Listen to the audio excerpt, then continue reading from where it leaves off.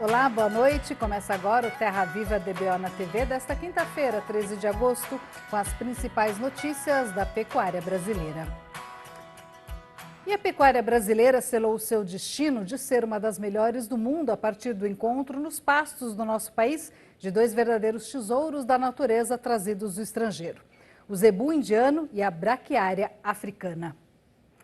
E essa combinação deu muito certo, mas a competência dos cientistas e dos fazendeiros brasileiros ajudou muito. Houve o desenvolvimento de tecnologias de nutrição que aumentaram o potencial produtivo dessa dupla. Quem tem mais informações sobre este assunto é o nosso editor Sidney Masco, que já está chegando para assumir a ponteira da comitiva. Boa noite, Sidney. Seja muito bem-vindo. Boa noite, Renata. Muito boa noite para os companheiros boiadeiros e para as companheiras boiadeiras do Brasil inteiro. Pela porteira aberta, a comitiva viajadeira do Terra Viva DBO na TV passou com a boiada na hora certa que estava combinada e, tendo vencido então a empreitada, agora está fazendo a convocação dos amigos e parceiros para uma reunião de avaliação das coisas que foram vividas e aprendidas nessa lida estradeira pelo chão do sertão brasileiro. A gente tem falado aqui com muita frequência e o amigo fazendeiro tem perfeita sabedência de que, juntamente com a genética e a sanidade animal, a nutrição é de fundamental importância para conseguir o melhor rendimento da boiada, né? E se hoje a pecuária brasileira está nadando de braçada no mercado internacional, é porque a pesquisa conseguiu achar o trieiro certo para ter ganho de peso, velocidade na engorda e qualidade de carne, tudo isso a um custo muito vantajoso para o criador, para o terminador de boiada aqui do país. Bom, e para esticar uma prosa a respeito deste assunto, neste quarto programa da nossa série especial de comemoração do aniversário de 15 anos do canal Terra Viva, a gente convidou para a nossa entrevista de hoje o médico veterinário Luiz Fernando Tamassia, diretor mundial de inovação na área de ruminantes da DSM Tortuga, que vai conversar agora com os companheiros boiadeiros do Brasil inteiro, falando ao vivo, por via internética, diretamente da cidade de Basileia, lá na Suíça. Muito boa noite, Luiz. É uma grande satisfação ter a sua ilustríssima presença virtual aqui no nosso rancho eletrônico. Seja muito bem-vindo e muito obrigado, né, por você ter ficado acordado até mais tarde aí no horário europeu para poder atender a gente aqui no Brasil. Muito bem-vindo, Luiz. Olá, Sidney. Boa noite a todos que estão nos assistindo. O prazer é todo meu. Para mim é um grande prazer estar sempre conectado com os amigos aí no Brasil e nesse sentido não tem dia nem hora. Então, para mim é um prazerão e antes de qualquer coisa, gostaria de parabenizar a todos da Rede Bandeirantes de televisão e o canal Terra Viva, 15 anos de informação, de colaboração, de alto valor e que sumamente contribui para o agronegócio brasileiro. Parabéns a todos vocês. Muito obrigado em nome do canal Terra Viva, Luiz, e a gente agradece também a grande e proveitosa parceria da DSM Tortuga, que é parceira nossa desde o começo da construção da nossa casa, né? Ô Luiz, bom, pegando agora aí no nosso assunto, o primeiro jornalista que chegou aqui no Brasil, isso muito antigamente, olhou em volta e escreveu o seguinte: nesta terra, em se plantando, tudo dá opa. Considerando, então, que isso também vale para o pasto, a gente pode dizer que essa é a grande vantagem da pecuária brasileira em relação aos outros países do mundo? Sidney, essa ligação é muito interessante, porque, sem dúvida, né, o grande potencial que o Brasil tem com relação às suas terras, a fertilidade, a disponibilidade de sol, grande parte do ano, ambiente tropical com temperatura boa e chuvas à vontade, realmente é uma combinação perfeita para que a gente tenha uma condição de produção a pasto fenomenal, né? E área. Então, quando a gente traz aí, historicamente, o início da produção pecuária do Brasil, com essas características que eu acabo de falar, aliado à chegada de raças e aliado à chegada de capins que se adaptam a essas condições, essa combinação foi perfeita e, sem dúvida nenhuma, transformou o Brasil na potência que é de produção de carne e leite a pasto, ou mesmo confinado, porque daí a gente tem a produção de alimento também, forrageiras e grãos, através dessa combinação. Então, isso, com certeza, fortaleceu demais a capacidade do Brasil de produzir carne e leite de qualidade de maneira sustentável, né? A gente percebe que a evolução ela é dependente de uma série de fatores, mas, sem dúvida nenhuma, essa condição natural do Brasil de ter terra, temperatura, sol, chuva e fertilidade do solo, onde a gente, com técnicas, pode ainda melhorar ainda mais. Combinação com diferentes forrageiras e raças cada dia melhores na sua característica genética de produção de alimento de qualidade e com eficiência, realmente essa combinação é perfeita e faz o Brasil um grande player mundial na produção de carne e de novo, né? Com o conhecimento adquirido ao longo dos anos de pesquisa e aplicação no campo, o Brasil, com certeza, produção a pasto e confinamento tem sido um grande destaque e também com uma característica muito grande, porque não só pela capacidade natural do país de produzir tudo isso de maneira sustentável, mas também pelo esforço que os pecuaristas têm feito de melhorar a cada dia as técnicas de produção, adotando conhecimento gerado de maneira consistente com a ciência e produzindo carne e leite de melhor qualidade de maneira sustentável. Isso aqui é fundamental, um grande diferencial do nosso. Agora, Luiz, o pecuarista brasileiro ele tem pasto de boa qualidade durante quase o ano inteiro. O que significa essa palavra quase dentro dessa frase, dentro desse contexto? Olha que interessante, né? O Brasil é um país de dimensões continentais, então a gente tem uma variação muito grande de climas, de solos espalhados pelo país inteiro. E você fez muito bem essa ligação, porque quase o ano inteiro, sim, porque a gente tem, por exemplo, grande parte do país, o período da seca, aí variando a partir de junho, ou em regiões de julho até mais ou menos outubro. Essa é a grande parte do país. Então, nós temos outras regiões também do país, o extremo norte do país e o sul do país, de Santa Catarina para baixo, onde essa época de junho até outubro, a gente passa pelo inverno, e no inverno a gente tem outras características de produção de forragem, de pasto, nessa região sul do país, Rio Grande do Sul, Santa Catarina, até mesmo algumas regiões do Paraná, com produção de aveia de zevém durante o inverno. Então, são características muito particulares.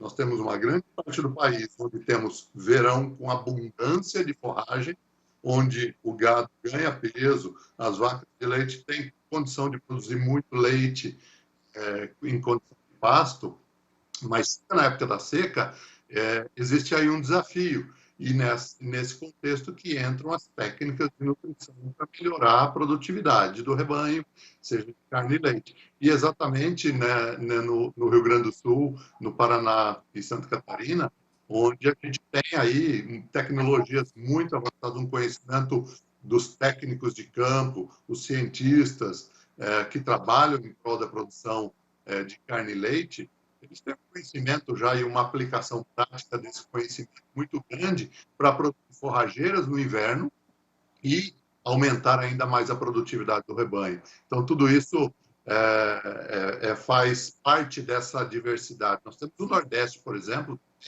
com condições que todos conhecem, que é uma condição climática onde chove bem menos do que as outras regiões do Brasil, mas que também é possível produzir. Hoje, no Nordeste, tem fazendas produtoras de leite, por exemplo, que tem alta produtividade existe a possibilidade de se fazer irrigação em algumas regiões, algumas localidades, e que se aumenta sobremaneira a produção de forragem e, consequentemente, a produção de leite.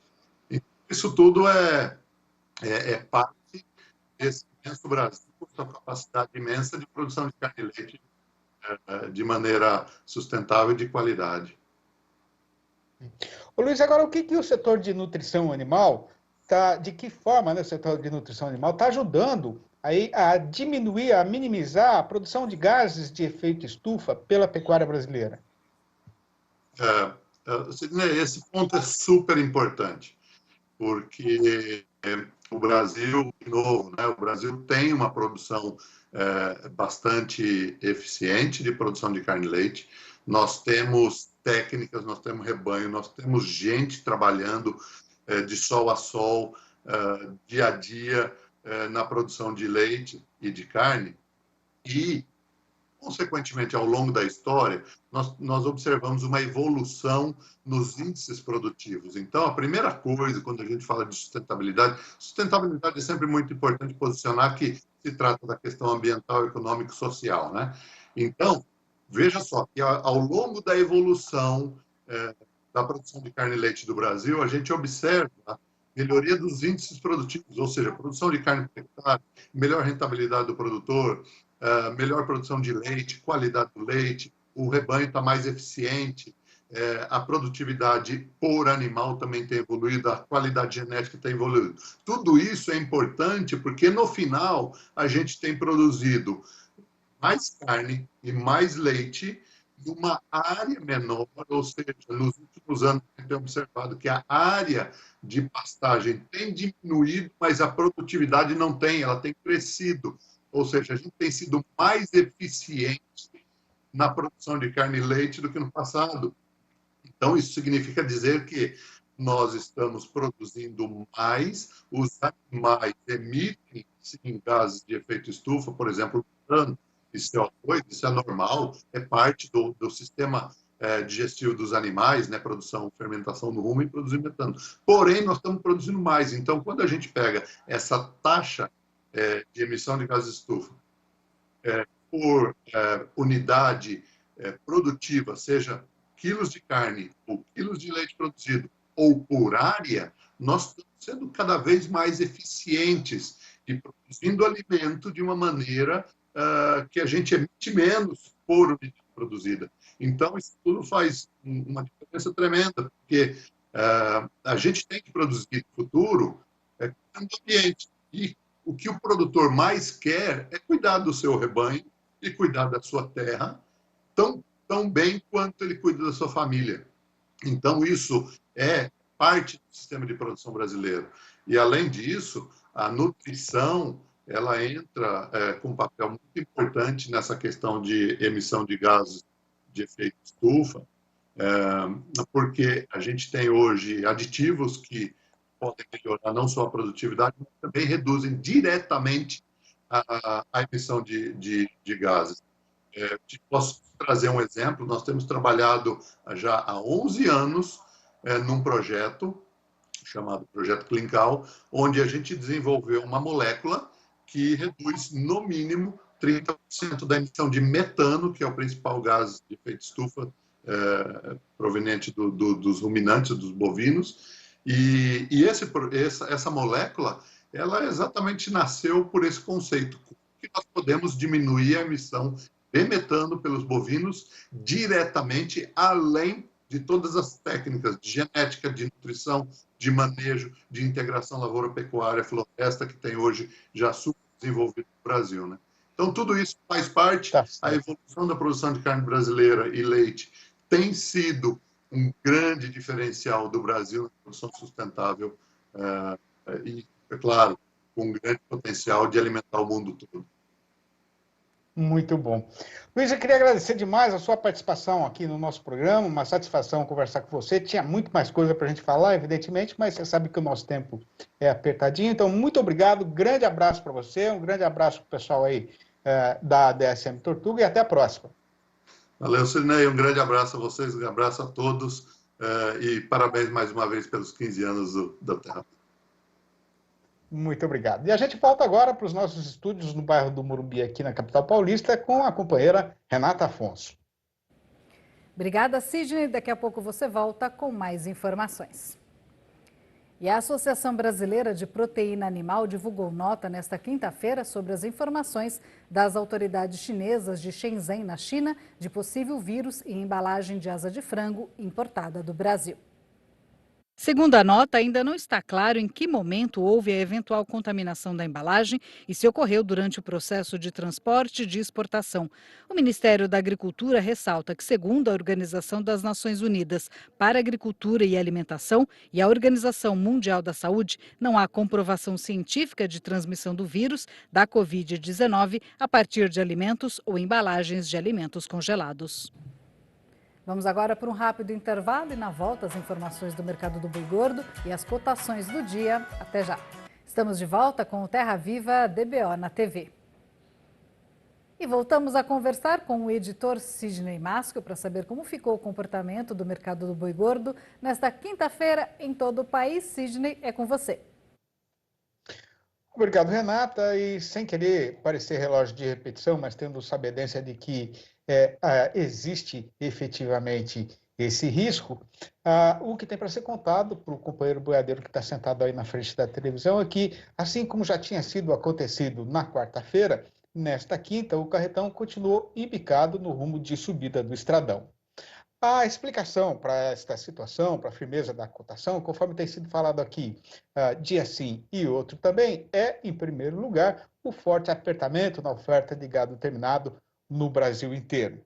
Para completar a atual situação, a atual conjuminação altista que está dando força para o pecuarista na negociação, a demanda por carne continua boa aqui no nosso próprio terreiro e simplesmente excelente da parte do comprador estrangeiro. A questão é que, com o andamento do tempo, na semana que vem o calendário já vai estar entrado na metade derradeira do mês. E juntando isso com o aumento do desemprego, o caso é que o dinheiro do trabalhador brasileiro agora está voando mais depressa e outra vez o povo vai ser obrigado a gostar mais de frango, salada e ovo. Outra coisa que está sendo merecedora da atenção do amigo fazendeiro é que em algumas regiões importantes a programação de abate no frigorífico registrou um ligeiro aumento e com isso o dono pode ter a tentação de mandar o comprador de boiada correr o trecho à freguesia com o facão derriçador de preço na mão, mesmo sabendo que vai ser muito difícil conseguir tirar um pedaço do valor da mercadoria.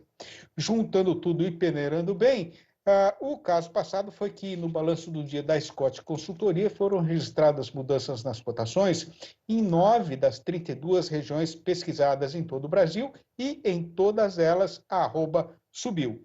E para fazer a recitação desta relação para a conferência do amigo pecuarista, eu peço novamente a interferência da nossa companheira jornalista Renata Afonso. A recitação das altas do dia foi puxada pelo norte de Minas Gerais, com o boi indo para R$ 226,50, com prazo de 30 dias para pagar e já descontada a parte do fundo rural. No sudeste de Mato Grosso, o preço da fêmea aumentou para R$ 196. No sudoeste do estado, a vaca não sai por menos de R$ 191. No sul da Bahia, a cotação do macho subiu para R$ 231,50. No oeste baiano, a vaca arribou para R$ 223,50. Em Redenção, no Pará, a alta foi geral, com o macho a R$ 215,50 e a fêmea a R$ 208. Em Paragominas, o boi está cotado em R$ 212 e a vaca em R$ 204.